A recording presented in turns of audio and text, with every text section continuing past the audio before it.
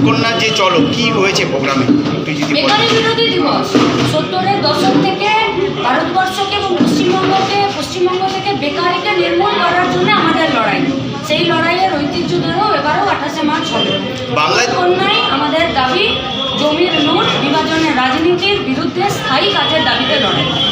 বিভিন্ন রাজনৈতিক দলের কিছু কিছু রাজনৈতিক যারা ধর্ম নিয়ে নাড়াচাড়া করছে বা ধর্ম নিয়ে কারণ রুটি রুটি প্রশ্নে তাদের মুখে কোনো উত্তর নেই, তাই তারা ধর্ম নিয়ে রাস্তায় নেমেছে।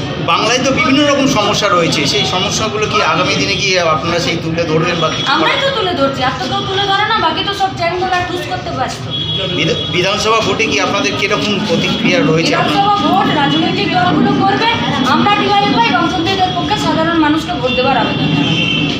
28 তারিখ উত্তরকন্যা চলো, এটা কখন হবে? 28 তারিখ হবে। মানে কটার সময় আপনি থাকবেন তো? হ্যাঁ, ডিওয়াইএফআই থাকবে, আমরা তো ডিওয়াইএফআই করি, আমরা করবো না। দুপুরে হবে অভিযান? আসুন না।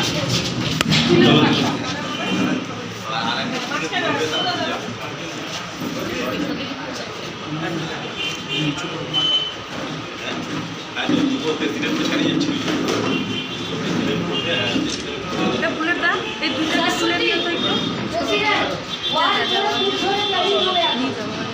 যা যা, এটা বড়